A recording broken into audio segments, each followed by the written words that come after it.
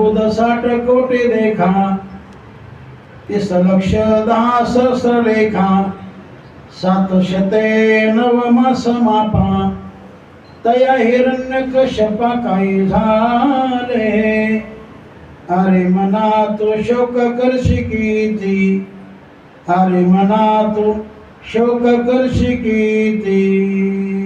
नामदेव महाराज सांगतात किती मोठं आयुष्य होतं, किती आयुष्य. एक अर्बुद 60 कोटी देखा, एक अर्बुद म्हणजे 1 अब्ज वर्ष, पुन्हा 60 कोटी, 30 लाख, 10,000, 700, 9 महिने, एवढं आयुष्य हिरण्यकशिपूला होतं असं म्हणतात.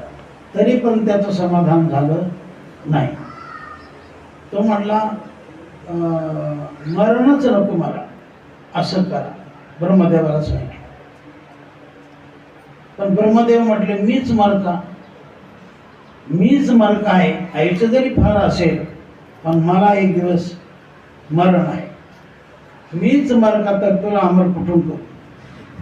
मग त्याने डोकं चालवलं की मला आकाशात नको मरण, घरात नको, बाहेर नको, पृथ्वीवर नको, शस्त्र नको, अस्त्र नको, माणसाकडं नको, दैत्याकडं नको. म्हणजे असं त्याने बरेच वरदानं प्राप्त केले.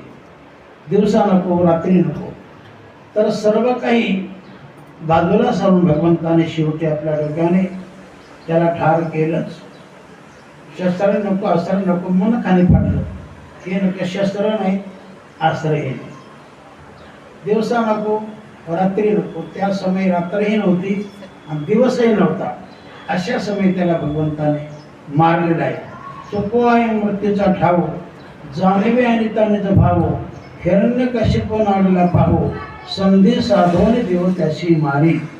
शेवटी त्याला मारावं लागलं. भगवंताने देखील त्याला मारलं नसतं, आणखी काही जगला असता. पण त्याने भक्ताला फार त्रास केला.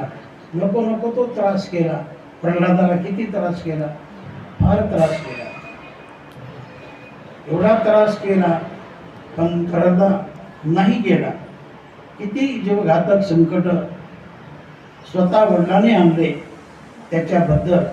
त्याला कडेलोट काय केला, त्याचा अग्नीमध्ये काय टाकलं, समुद्रामध्ये काय टाकलं, हत्तीच्या पायाला काय बांधलं, त्याला विषप्रयोग काय केला, वगैरे वगैरे असे 10-12 प्रयोग त्याला मारण्याचे केले. पण त्या सर्व प्रयोगातून तो जिवंतच राहिला आणि प्रयोग संपला की तो पुन्हा आपल्या बापाकडे